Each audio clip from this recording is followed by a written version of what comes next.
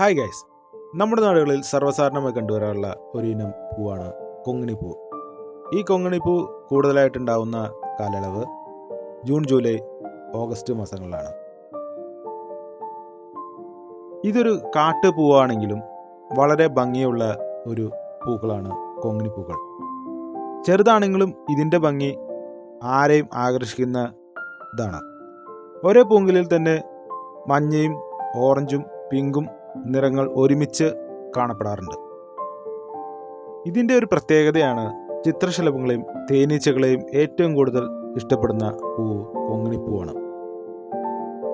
പ്രത്യേകിച്ച് മഴത്തുള്ളികൾ വീണ ശേഷം ഈ പൂവിൻ്റെ ഭംഗി ഒന്ന് ഇരട്ടിയാവും. പലരും വെറും ഒരു കാട്ടുചെടിയായി കാണുന്ന ഈ ചെടി പ്രത്യേക പ്രകൃതിയുടെ അത്ഭുതമായ സൗന്ദര്യത്തിൻ്റെ ചെറിയൊരു ഉദാഹരണമാണ്. നമ്മുടെ ചുറ്റും ഇത്തരം ചെറിയ കാഴ്ചകളാണ് പ്രകൃതിയെ കൂടുതൽ മനോഹരമാക്കുന്നത്. കൊങ്ങിണിപ്പൂവിന് അരിപ്പൂ, വേലിപ്പത്തിരി, പൂച്ചെടി എന്നൊക്കെ വിളിപ്പേരുണ്ട് പല നാടുകളിൽ.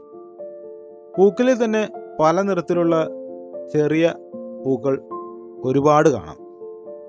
വിരിയുമ്പോഴിത് മഞ്ഞ നിറത്തിലുള്ള പൂക്കളാണ്. പിന്നീട് ഇത് ഓറഞ്ച്, ചുവപ്പ് അല്ലെങ്കിൽ പിങ്ക് നിറങ്ങളിട്ട് മാറി കാണാൻ സാധിക്കും. വർഷം മുഴുവൻ പൂവിടുന്ന കൊങ്ങിണിപ്പൂക്കൾ കണ്ണിനും മനസ്സിനും ഒരു കുളിർമയേകുന്ന കാഴ്ചയാണ് സമ്മാനിക്കുന്നത്.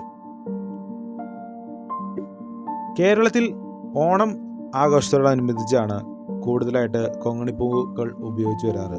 ഓണപ്പൂക്കളങ്ങളിൽ കൊങ്ങിണിപ്പൂ ഒരു വിശേഷ സ്ഥാനം വഹിക്കുന്നുണ്ട്.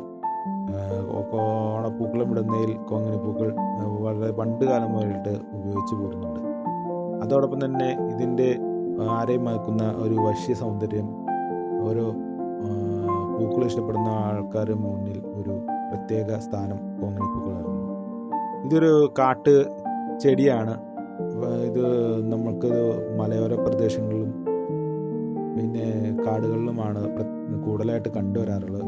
നാട്ടിൻ പ്രദേശങ്ങളിൽ കുറവാണ്. നാട്ടിൻ പ്രദേശങ്ങളിൽ ഒത്തിരി അധികമായിട്ട് കാണാറില്ല, എന്നാലും നാട്ടിൻ പ്രദേശങ്ങളിലും ഉണ്ട്. ഇപ്പോൾ ഇത് ഗാർഡനുകളിൽ ലഭ്യമായി കൊണ്ടിരിക്കുന്നുണ്ട്.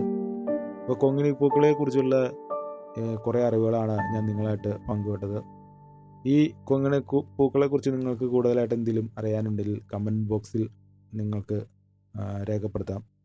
അതോടൊപ്പം തന്നെ എൻ്റെ ഈ ചാനൽ നിങ്ങൾ ആദ്യമായിട്ടാണ് കാണുന്നതെങ്കിൽ സബ്സ്ക്രൈബ് ചെയ്യാൻ മറക്കല്ലേ.